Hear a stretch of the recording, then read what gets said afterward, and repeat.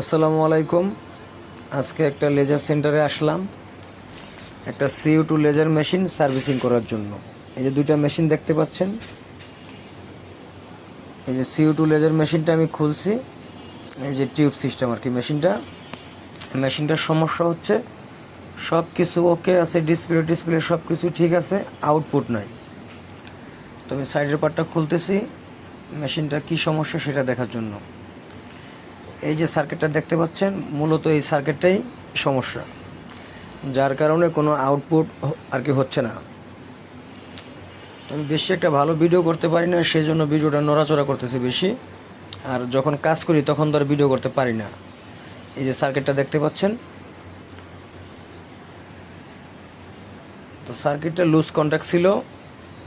Loose contact servicing করার পরে আশা করি মেশিনটা ঠিক হয়ে যাবে।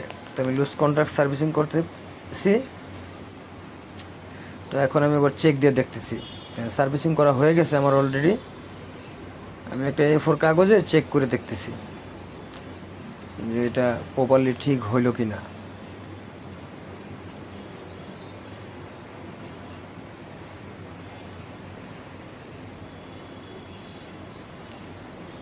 হ্যাঁ, মেশিনটা অলরেডি ঠিক হয়ে গেছে। হ্যাঁ, আমার চেক করা শেষ, মেশিন অলরেডি ঠিক হয়ে গেছে। তো আপনাদের যদি কারো CO2 laser machine, hair removal machine, hydra facial machine, মানে স্কিন ডাক্তারদের অল আইটেম আমি সার্ভিসিং করি।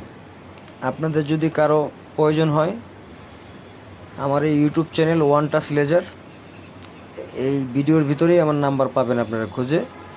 আর আমার ভিডিও যদি আপনাদের ভালো লাগে অবশ্যই লাইক, কমেন্ট, সাবস্ক্রাইব করবেন। এই যে আমরা দেখতেছি মেশিন এখন রেডি। এই মেশিনটা এখন সেটিং করে ফেললাম। আর এই বাম পাশেটা দেখতেছেন, এটা হলো হেয়ার রিমুভাল মেশিন। তো দেখতে পাচ্ছেন সেন্টারটা। তো আপনারা ভালো থাকবেন, আর সার্ভিসিং প্রয়োজন হলে আমাকে জানাবেন। আল্লাহ হাফেজ।